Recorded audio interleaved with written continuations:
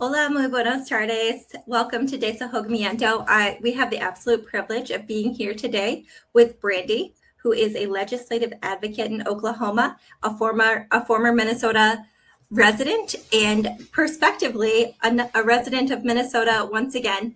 I'd like to start this interview and this space today on our podcast to hold silence for those healing from natural disasters around the world. If we could just take a moment of peace y respiramos por el salud de la gente cerca del mundo.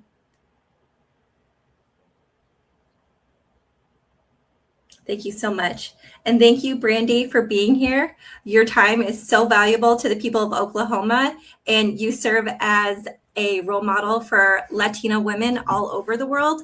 So thank you for being here. Thank you for having me. Absolutely.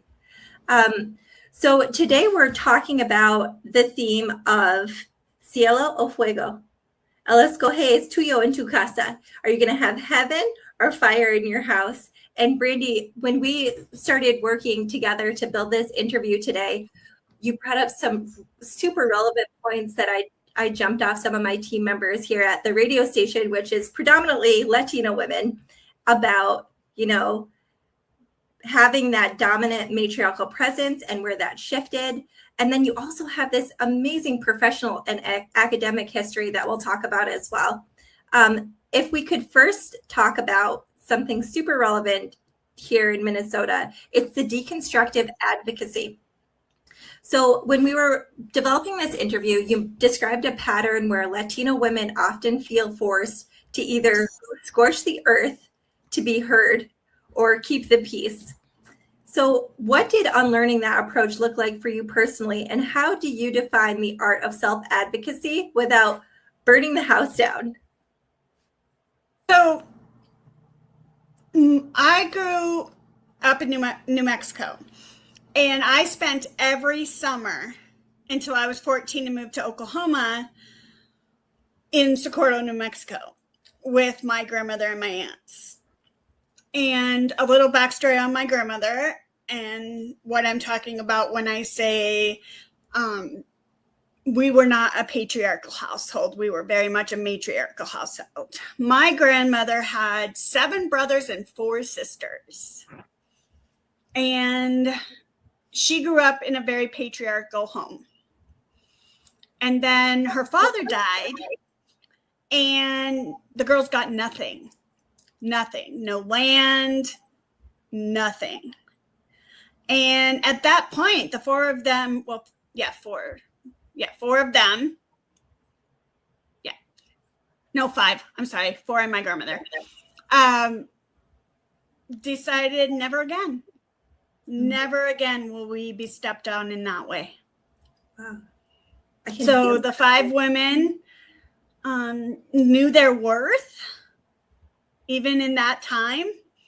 And so moving forward, my grandfather, this is a little bit of a funny, my grandmother's last name was Baca. My grandfather's last name is Torres. And it was a big joke that the brother-in-laws were in the anti-Baca club because literally these 5 women were burning down things, right? Because they grew up not being heard, my grandmother went into politics. That's where I get my political ambition from. She was very active in the Democratic Party in New Mexico. And so I watched that every summer. What year are we talking about here, just for generational reference? Sure. So I was born in 74. Mm-hmm. My father was born in 52. Mm-hmm. So we're talking 30s is when, late 20s, early 30s is when my grandmother was born. Wow. A pioneer woman for sure. Yes. And she was known for, she'd burn it down. She'd burn it down. And what I watched over the years, and when I talk about deconstructing that environment, there was no pausing. No pausing when it came to watching, my grandmother and her sisters. And then she passed it on to her daughters and her son, and then passed it on to me. And I always was, if I could explain it enough, loud enough, with enough intensity, you'd understand what I was saying and get me. Mm-hmm. And what ends up happening is we end up burning so many bridges because we're not listening. Mm-hmm. We're not paying attention to body language. We are just creating chaos for ourselves because you're going to listen and you're going to understand, kind of thing. So I would say I did that till I was 50 years old, and I'm 52. So when we talk about deconstructing, it's only been a couple of years. It is a gift, though, to be able to do what we call in the social work space, in the psychology space, it's called metacognition, which is thinking about what we're thinking about. It's something that I am still novice at. I just got, you can see that master's degree just got hung on the wall. So the paint is still drying, but metacognition is one of those things that I'm hearing as a theme for you, especially in the last 2 years. And, it is a process to think about what we're thinking about, self-reflect. And Desahogamiento es el espacio, el lugar para reflejar y para el introspeccionar. So thank you so much for adding that to this conversation. So let's talk again about the family model, because that's one of the most important things that we talk about here on Desahogamiento is family dynamic, family systems theory is what we call it in social work. So yeah, I have a bachelor's in social work. So yeah. I'm currently getting a legal studies master's, but I understand the social work coming into it. Awesome. Thank you. So intergenerational patterns, if we could take a moment of that. So when we were talking before in email, you pinpointed the exact moment in your genealogy, and you gave a vignette just now as well, where your family shifted from a patriarchal norm to a matriarchal powerhouse. Now, how did watching the women before you shape your early understanding of power? And how are you reshaping that legacy today with your own family? Sure. So watching it, you get a false sense of importance almost from from watching my Mexican, my abuelita y tías, it's a false sense of importance in the world. It's also, so this is very important. My father is Native American and Mexican, but my mother is European. Okay. So when it came to spending the summers and watching that, I would have a hard transition going home. Yeah. After summer. Mm-hmm. Because first of all, I'm the oldest granddaughter. I'm the first girl. I'm the first grandchild, first girl, first niece. Mm-hmm. So in the Mexican world, mm-hmm. I felt like they treated my birth as like almost the second coming of the Holy Trinity. I mean, it was a big deal. And my importance in the world was huge, according to them. Okay. But what I watched, I thought was respect for a long time. I thought, wow, those people respect my grandmother. And then I got older, they feared my grandmother. Mm-hmm. Because she will make your life miserable. And that's not a slant on my grandma. May she rest in peace. But what I thought I was watching was respect, and what I found out later, and then once I behaved that way, was it's not always respect. It's, oh my gosh, don't set her off, don't get her going. And that comes from, there was a ton of trauma in that generation we're talking about here. There was a ton of trauma. So they had to live with those traumas and then being told they're not enough as a girl. So, yeah. La And vida what con changed? menos, just always a little less, right? But at the same Always time, less. at the same time, trying to navigate finding the seat at the table that was actually maybe pulled out from under you. So I feel like what I'm sensing is that, your grandmother and her aunts had nothing, had no chair to sit in. And so then they're seeking these chairs to sit in, they're advocating, they're not being heard. And so they took matters into their own hands. And I talked about on this episode a couple of weeks ago what it means to I was looking at the story of Michael J. Fox and how sometimes we do things that are really to protect something, right? Which sometimes our instincts go into survival mode. And when we reflect back on it, that was just the circumstance, right? People do things to survive and protect themselves and their family in scenarios that are not normal. Non-normative conversations happen in non-normative situations. So it's beautiful that you have personally evolved, especially in the last 2 years, as you mentioned, to reflect and honor that while still pursuing, restorative justice for your community, doing legislative advocacy in Oklahoma, and maybe hopefully, Ohala, back here in Minnesota once again. Thank you so much for sharing that. So let's talk a little bit about all the places that you've graced, Brandy. You've lived in New Mexico, Oklahoma, Colorado, and Minnesota. How did experiencing different regional dynamics expand your understanding of the Latinx community? And what stateside U.S.-based communities should expect from their local government and institutions? Okay, so I grew up in New Mexico with a little stint in 1976 to late 77 in Colorado. I go back to Colorado later in life, but my sister was born right over the border into Colorado in 77.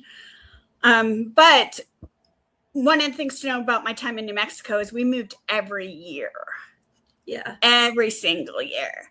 So I moved every year until 1988, with a couple exceptions, but not much longer than a year. My mother got a job she graduated college at 32 and became an IT specialist and got a job with Conoco Oil in Ponca City, Oklahoma. Wow. So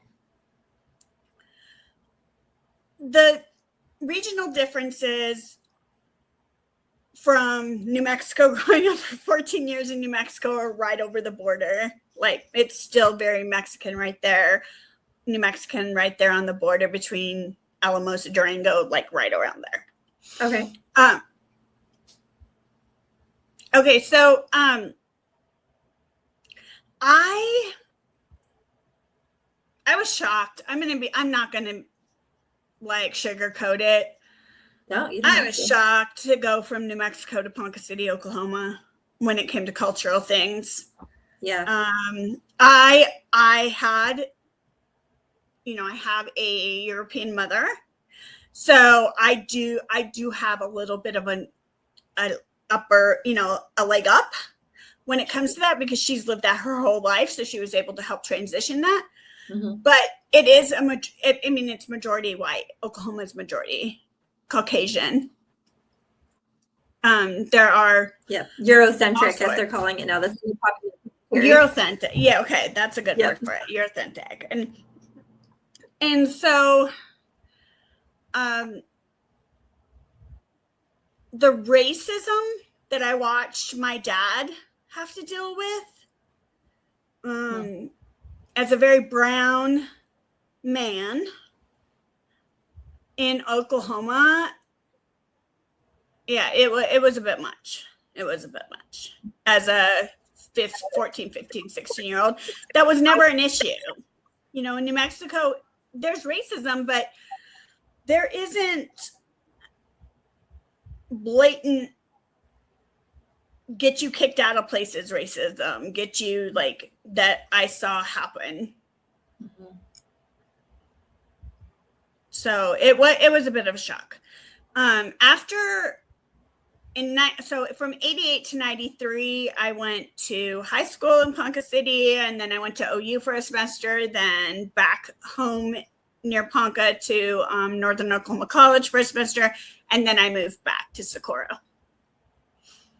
And then I was there for 2.5 years. I met my now ex-husband in New Mexico. He was from Wisconsin, and he was getting his master's in math at the place where I was getting my part of my undergrad. It was in the town Socorro.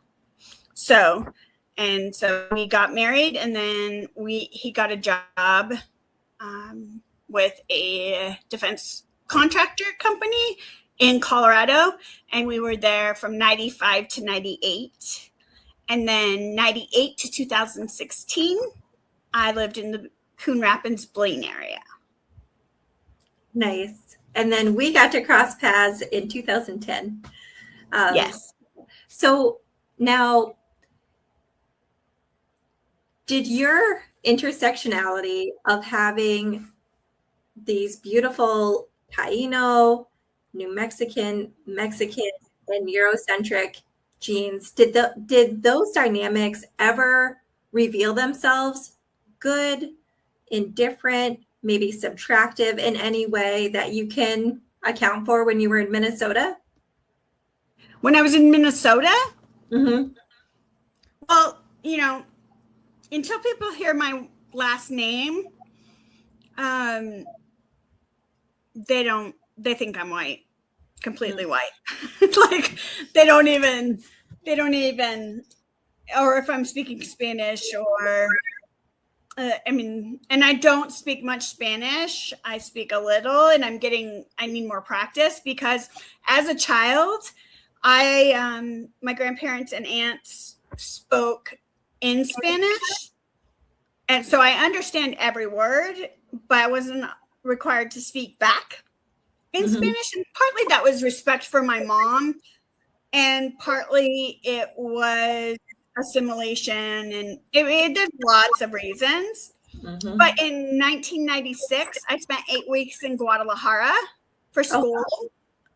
And so that's where I learned to speak, where I learned to conjugate verbs, where I learned to write, and so that's where my speaking came from. Nice. That's amazing. So in Minnesota, you mentioned that Minnesota has set a very high standard for human rights. We see it on television internationally. Minnesota, we might be the ones who burn the house down when it comes to human rights, which is, and I have no problem with that. Yeah, exactly.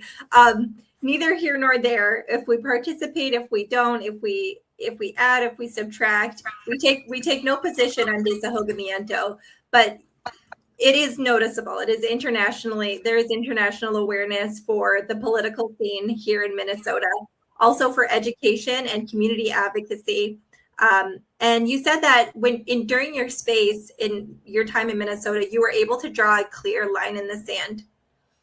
What specifically about Minnesota's environment empowered you to demand better treatment and stop settling for that's just how it works when it comes to systemic uncomfortability?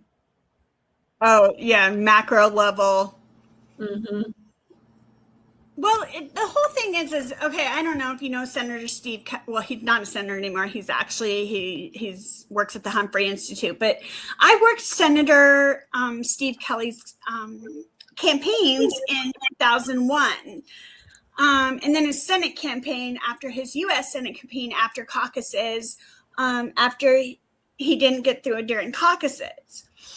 So I was put in the middle of politics at the early 2000s, and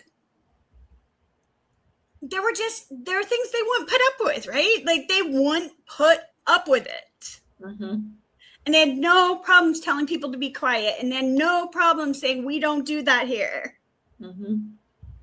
And we're talking not just it. I mean, I saw so many different cultures standing up for other different cultures. Mm-hmm. And so I also raised a child there. Yeah. My child started free pre-K in Spring Lake Park, Minnesota in 2001. Wow. So I know it's possible. I know these things are possible. And I'll walk into the Oklahoma legislature. I was there like 500 hours the last session. Wow. I wrote a bill and whipped a bill. Whipping means you work a bill. And I was in and out of offices and talking to all the legislators and you know, they're like, well, they always ask, has this been done someplace else? Because I don't think I can convince them. Mm-hmm. And I'm always, yeah, it has. Mm-hmm. Where? Minnesota. Mm-hmm. I was like, I've lived it. I know it's possible.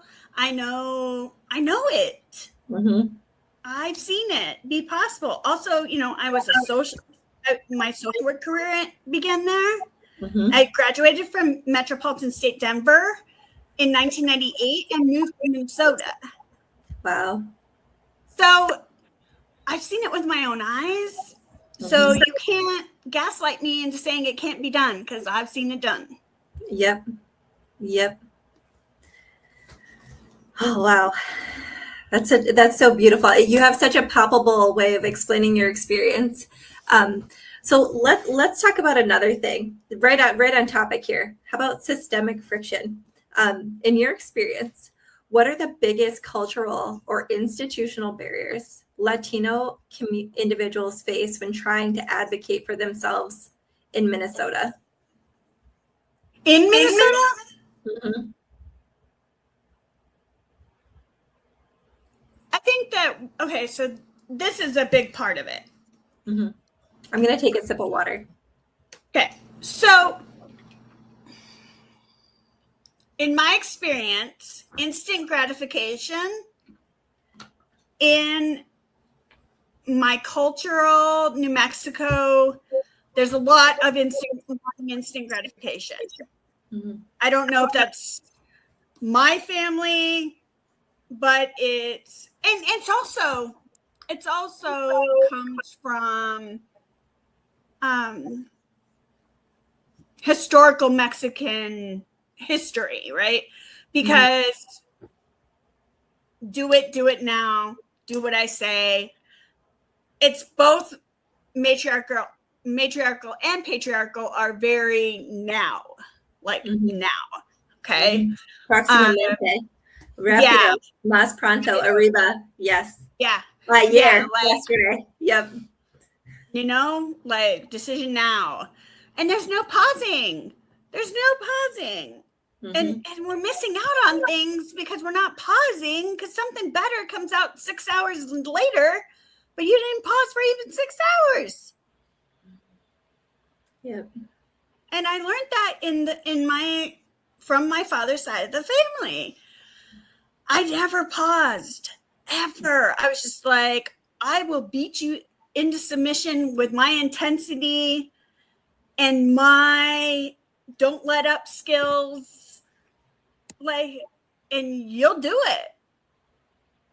Yeah. Now they never wanted to work with me again. Sure. You know? But so I think that the whole instant gratification, rapido kind of situation is something I see culturally. And we just don't pause. Mm-hmm. You know, things take time. Like legislation, for example.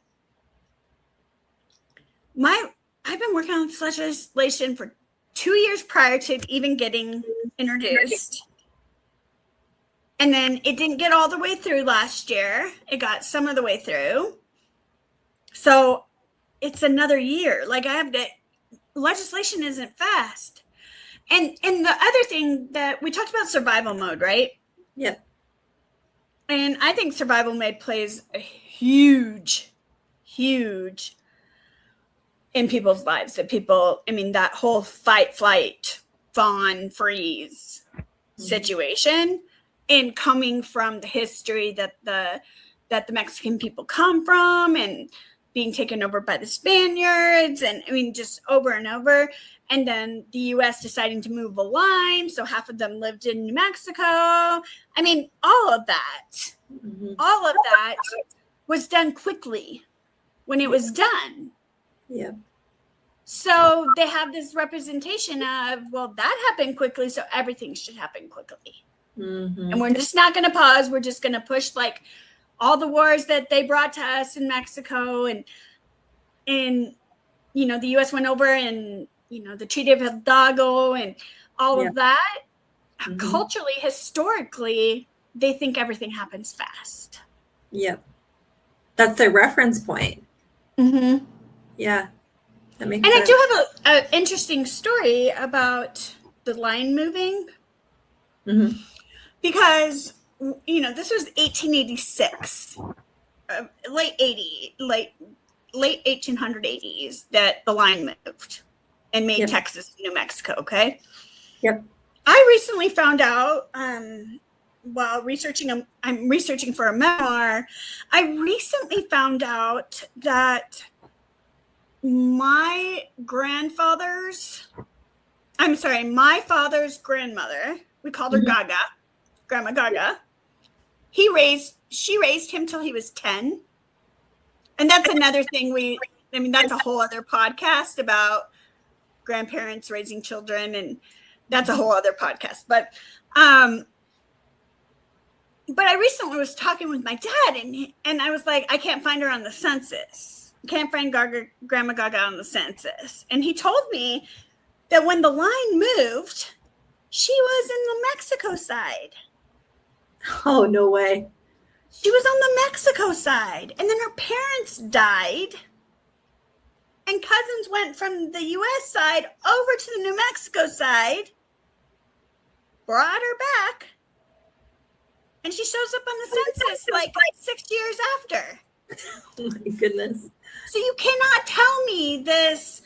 There's nobody, technically by the standards of what we know the U.S. immigration policy to be, my dad's grandma, my great grandma, was illegal.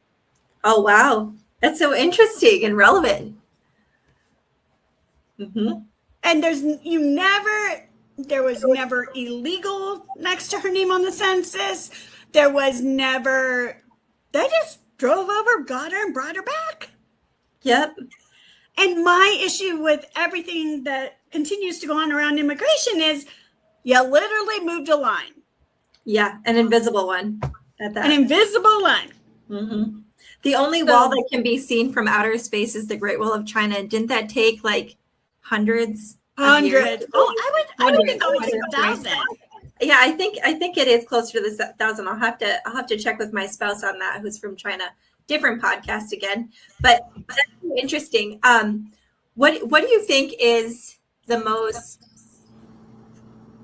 impactful grounding technique for someone who might be in Oklahoma or Colorado or here in Minnesota? What's the most important grounding technique with your social work background and your legislative advocacy background that someone could do for themselves and their family when they're faced with these issues of invisible boundaries, invisible political boundaries?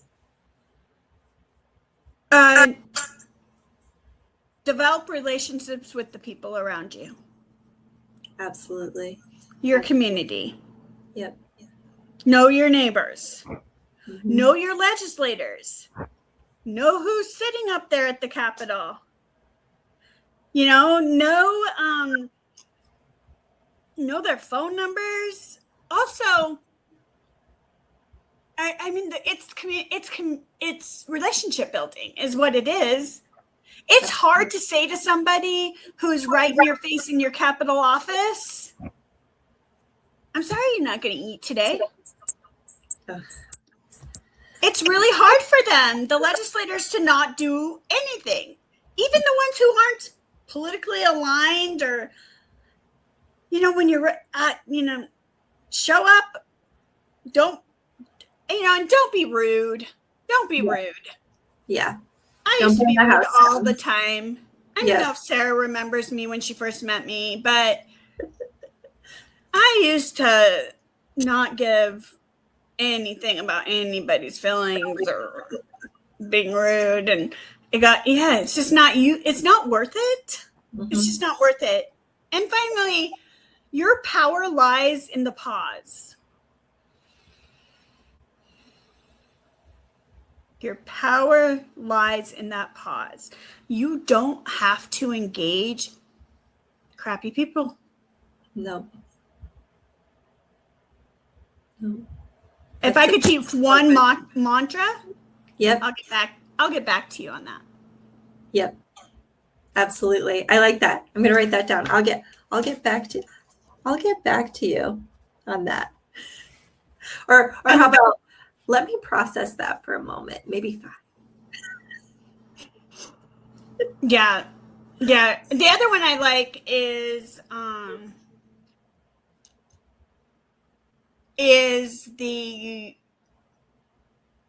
don't know if you know much Brene Brown. I do. Yeah. I mentioned her on the last podcast. Okay. Her last book, Strong Ground. Mm-hmm. She works with her employees and the people she works with about being under the line. Okay. And she teaches her employees that if you're going to need to be rude, if you're going to feel like you're falling apart, you just say, "Hey, I'm under the line. I'm getting under the line here. I need to come back to this." Nice. I need to come back to this. I'm really, this whole conversation has made me has brought me under the line. So acknowledging that impulsive emotional reaction, but having that essential pause so you can self-preserve and not feel like you need to unsay something. Yeah. I love that. Another one is, well, that's one way to look at it. Mm-hmm. I guess that's one way to look at it. I'll have to get back to you on a response on that. And then the other person that I think every culture should listen to his book on Audible or read is Jefferson Fisher. Jefferson Fisher. Okay. Tell me more about it. He is a attorney out of Texas. Okay. And he started social media. I started following him 3 or 4 years ago. He wrote The Next Conversation. He teaches people how to deal with difficult people. Great. He says a lot of times you just need to let it drop. Don't respond at all. Or say, "Can you repeat that?" They'll 9 times out of 10, they're not going to repeat it. Right. Absolutely. So all these skills is what I would suggest to people. And when it comes to self-advocacy, what I try to teach people is if they're afraid of you, they can't help you. They can't do what you need. That's right. Mm-hmm. Yeah.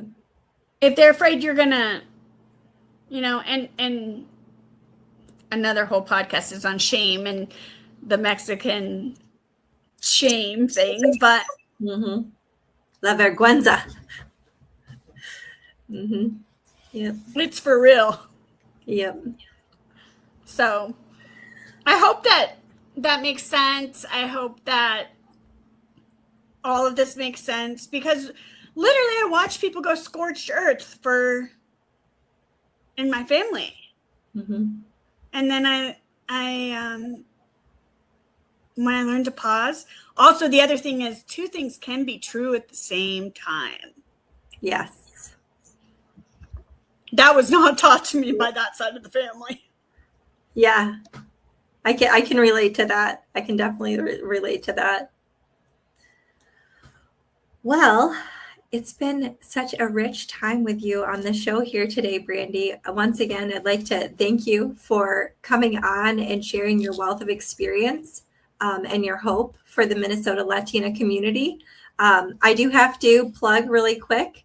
If you do want to find that moment of pause, you can visit Tequila Town here in Minnesota. Tequila Town Mexican cuisine, la mejor opción para compartir comida mexicana at Tequila Town for los sociales 952-656-58. And nos vemos en el otro tiempo. Si tienes preguntas para Brandy, por favor, envío tu email con Minnesota Latin Radio and we will send her your questions en español o en inglés. Muchísimas gracias. Yo hablo español, pero está oxidado porque yo no practicar. Lo siento. Tome tiempo, pero we do have AI, so hopefully it does you justice during this interview. Sometimes it can be a little wonky, but we're all developing as well as the technology.